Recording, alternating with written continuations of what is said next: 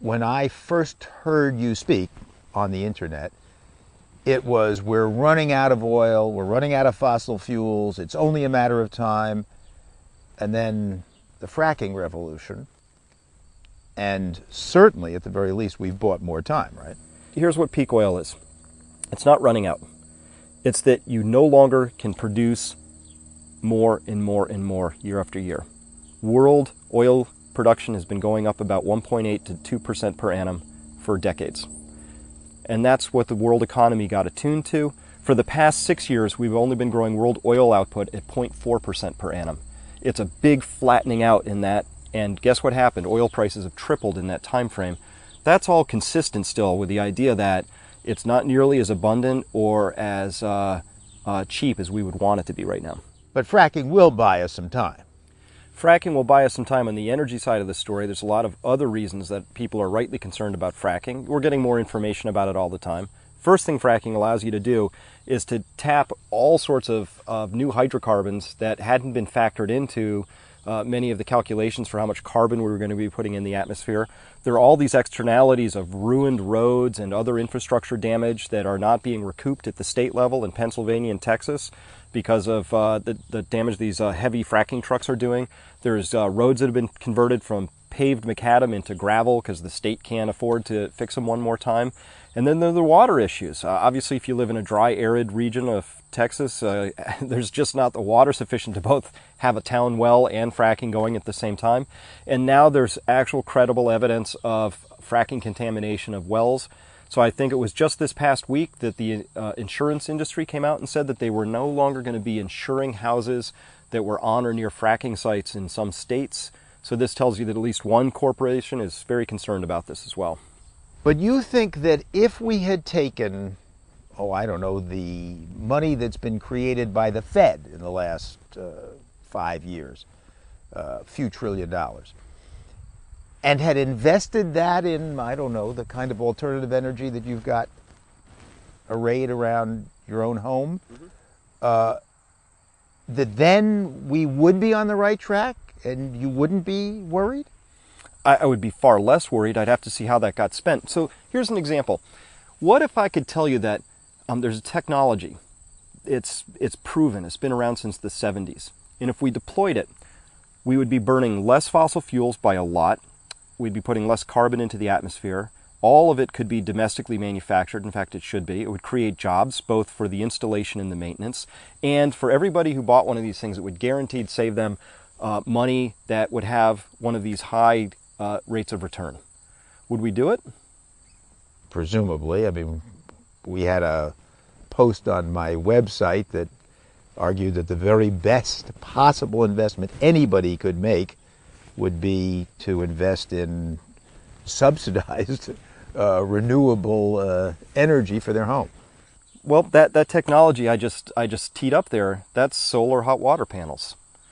Right now, if you have a solar hot water heater that's conventional, either it's heated with natural gas or electricity, which is coal for the most part, or it's oil, right? So we're burning fossil fuels to heat something. The sun is great at heating stuff. It's like, it does that fantastic. I'm less certain how it is at making electricity, but boy, it heats stuff great. Free photons, right? Free. Every day, practically, except for the cloudy days.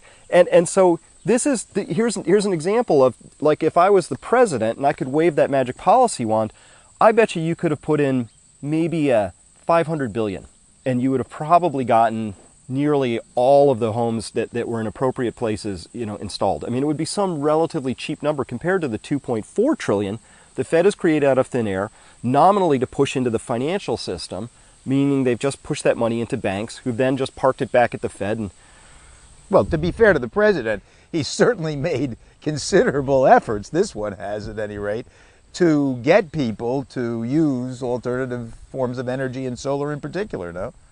Well, the words have been good, but if you look at the budget, I think the last time I looked at the 2013 budget, 0.1% of it was dedicated to what I would call alternative energy.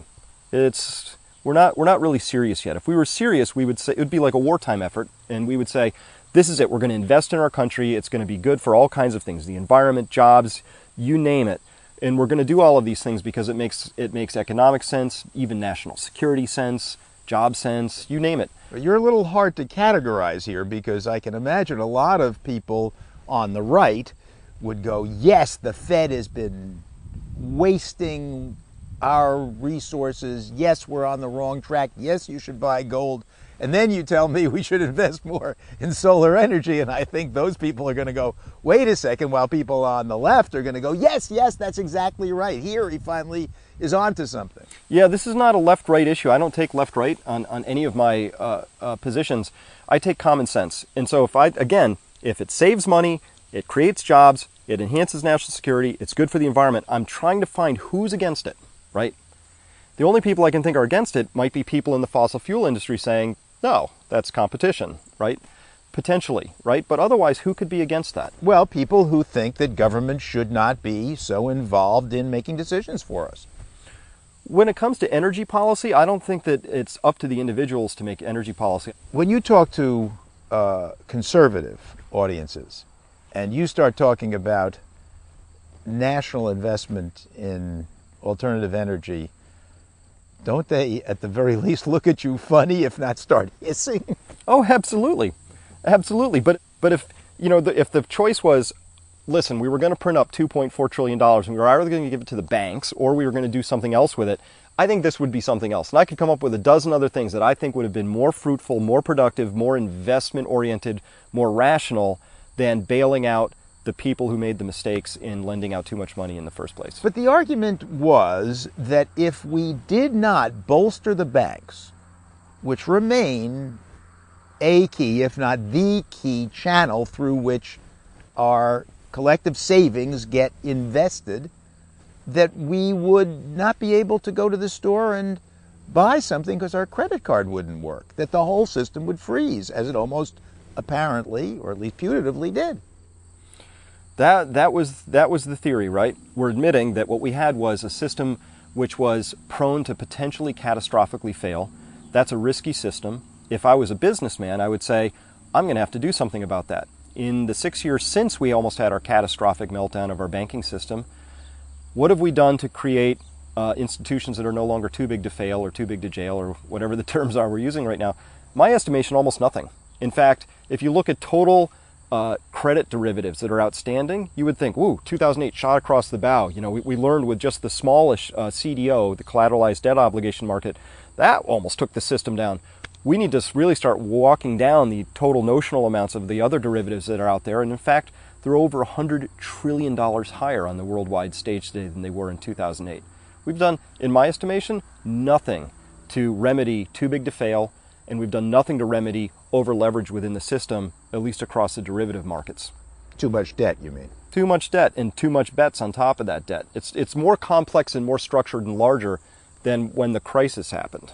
Well, the world's also larger, so maybe it can accommodate a larger set-aside bet. And maybe it can, and maybe I'm wrong, and it can do it forever. But if not, that's the implication that I center on and think about. Oh, how do you prudently? Seriously, as a prudent adult trying to raise children and have a family and not want everything I've worked for to suddenly vanish in a credit market accident, what does one do?